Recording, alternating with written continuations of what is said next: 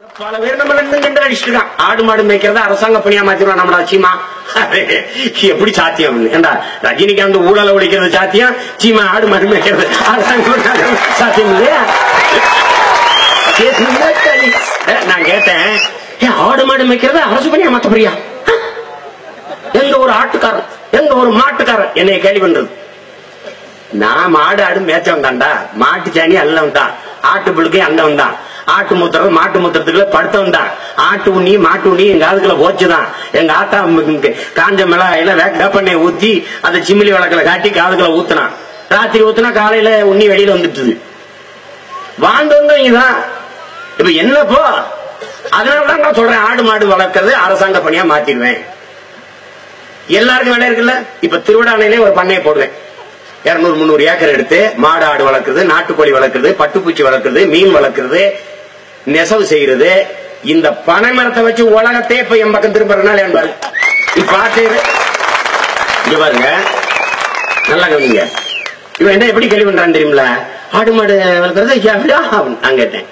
டாஸ்மார்க்ல சாராயம் ஊத்தி கொடுக்கறவன் அரசாங்க பணி பார்க்கலாம், ஆடு மாடு மேய்க்கிறவன் அரசாங்க பணி பண்ணிடக்கூடாது. இங்க பாருங்க, ஆடு மாட்டுக்கு ஊசி போடுறாருல டாக்டர், வெட்டினரி டாக்டர், அவர் கவர்மெண்ட் எம்ப்ளாயி. ஆனா ஆடு மாடு மேய்க்கிறவன் கவர்மெண்ட் எம்ப்ளாயா இருக்கக்கூடாது. உலகம் பூரா ஆடு மாடு தான் மேய்ச்சிட்டு இருக்கான். அமெரிக்கால மேய்க்கிறான், ஆஸ்திரேலியா நாடே மேய்க்குது. நம்மள மாதிரி தூக்குச்சீட்டில பழைய சேர் வச்சுக்கிட்டு உப்பு எப்படி முடிஞ்சு போட்டுக்கிட்டு வெங்காயத்தை கட்டு விட்டு இல்ல, ஹெலிகாப்டர்ல மேய்க்கிறான். எப்படி ஹெலிகாப்டர்ல மேய்க்கிறான்? பிரேஸ் எல்லாம் குதிரையில மேய்க்கிறான். குதிரையில அப்படியே டக்கு டக்குன்னு போறான், அது வாட்டுக்கு ஓடுது. நானும் மேய்ப்பேன், நீ பாரு எப்படி மேய்க்கிறேன்ட்டு. நவீனமா கம்ப்யூட்டர்ல மேய்ப்பேன்.